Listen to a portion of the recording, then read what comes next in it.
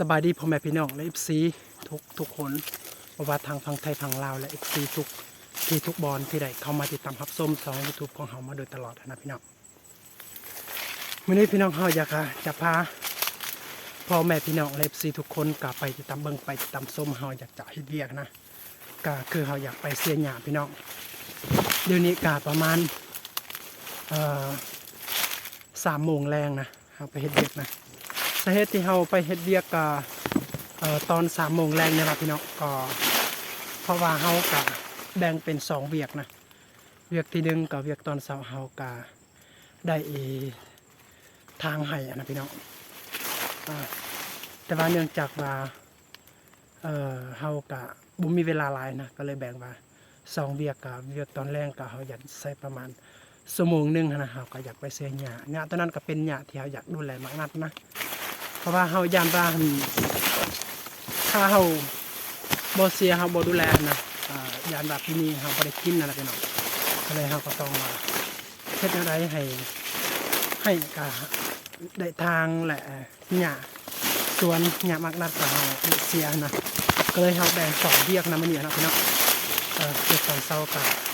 เฮาได้ทางให้แต่เวียกตอนแลงนี่ถ้าเฮาแบ่งเป็นเวียกที่เฮาอยากไปเสียหญ้าอีกนะเพราะว่าเฮากับบ่มีเวลาหลายนะและมีแต่เฮากับภรรยาเฮ็ดเวียกนะพี่น้องอะไรเฮาก็ยันบักว่าทันนะเพราะว่าคนอื่นก็ให้โตนึงอยากเฮ็ดปีนี้นะเขาก็จูดแล้วนะพี่น้องแต่ว่าเฮาก็ยังบ่ทันได้จูดเพราะว่าก็มีเวียกหลายสิ่งหลายอย่างนะพี่น้องไปสวยพี่น้องเขาลกมันแน่แล้วเฮาก็มีเวียกอื่นแน่ไม่แต่ปะภรรยาเฮ็ดนะก็เลยเฮ็ดบ่ทันนะพี่น้องก็เอามื้อนี้ก็ต้องแบ่ง2เวียกแบบนี้แหละพี่น้องจากชั่วโมงนึงเฮาก็อยากไปเสียหญ้ามักนัดนะเพราะว่ามักนัดของเฮาก็ถ้าเฮาได้ดูแลนะปีนี้ก็เฮาก็ได้กินตลอดนะพี่น้องแต่ว่าถ้าเฮาบ่ได้ดูแลนะก็หญ้ามันเต็มใหญ่ขึ้นมาก็เลยมักนัดเฮ็ดให้มันตายแหละหมากของมันกับมันบ่งามมันบ่ดีนะพี่น้องก็เลยเฮาก็ต้องดูแลกะมักนัดนี่แน่นะเฮาแบ่งเวียก2เวียกกันนะพี่น้องแต่ว่ามักนัดของเฮากะมันเป็นเหลืองๆแบบนี้แหละพี่น้องเหลืองๆโตมันเหลืองตัวมันเขียวก็มีนะนี่แต่ว่ามันบ่งามนะพี่น้องนี่ภรรยาเฮาก็เฮ็ดก่อนเฮาแล้วนะนี่แหละพี่น้องส่วนบักนัดของเฮานะกะบ่หลายประมาณ20 เมตรคูณ20 เมตรประมาณนั้นนะพี่น้องความกว้างความยาวนะแต่ว่าปีนึงนั้นเขากินบ่หมดได้พี่น้องถ้าสมมุติว่ามักนัดนี่นะแต่มันสุกกันเพราะว่ามักนัดก็แม้ว่ามันสุกมันทุกสุกพร้อมกันนะพี่น้องก็เลยเขากินบ่ทันนะก็คือมักอื่นได้แต่ว่ามักนัดถ้าสุกกันสุกพร้อมกันเลยนะพี่น้องเพราะว่ามันเป็นก็เป็นพร้อมกันเด้นี่โอเคเราอยากจะพาท่านผู้ชมกะไปเบิ่งหาเสียหญ้าก่อนจากชั่วโมงนึงนะเราใส่เวลาบ่หลายเพราะว่า4 โมงตรงเฮาก็กลับนะเดี๋ยวนี้ก็ประมาณ3 โมงกายแล้วพี่น้องอีกชั่วโมงนึงนะเราต้องเฮ็ดเวียกนะ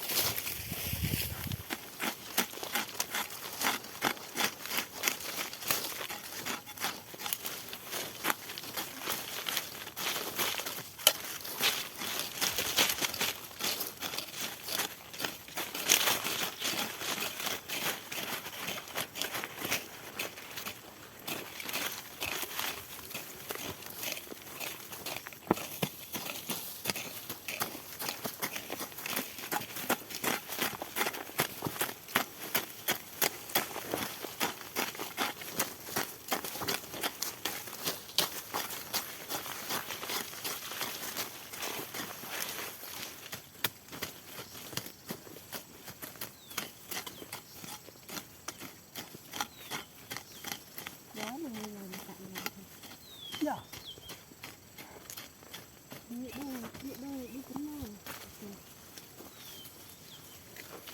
นี่ตึงมาให้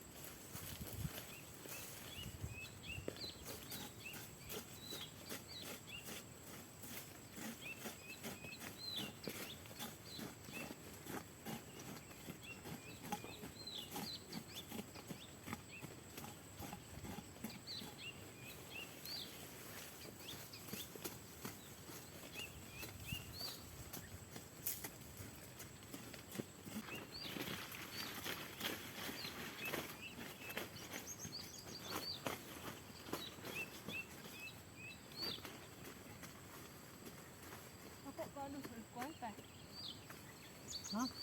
ก็ดูทำไมทำมาดู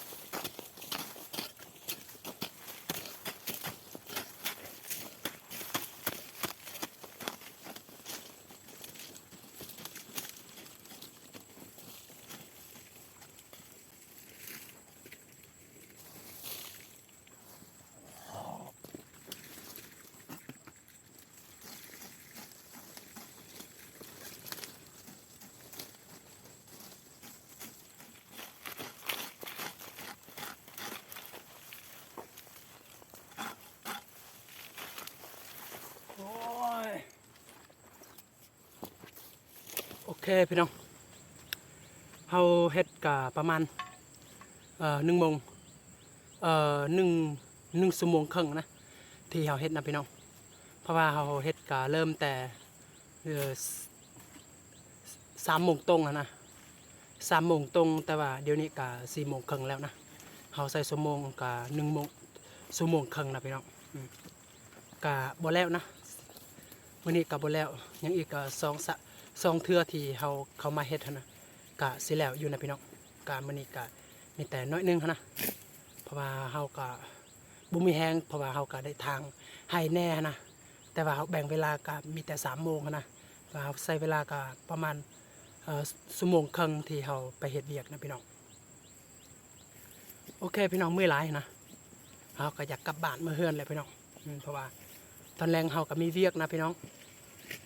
เพราะว่าประมาณ6 โมงเฮาก็มีเวียกเฮาก็ต้องมากลับแต่4 โมงเพื่ออาบน้ำอาบในนะเกี่ยมทุกสิ่งทุกอย่างเลยพี่น้องโอเคมีแต่สำนีแหละพี่น้องเขาอยากฝากให้แกพ่อแม่พี่น้องติดตามเบิ่งไปติดตามชมมันนะก็ฝากให้พี่น้องก็อย่าลืมกดไลค์กดแชร์2 YouTube ของเฮานะและอย่าลืมกดติดตามพี่น้องเพื่อเฮามีกำลังใจในการเฮ็ดคลิปต่อไปพี่น้องโอเคพี่น้องลาก่อนพี่น้องเจอกันใหม่คลิปหน้าสบายดี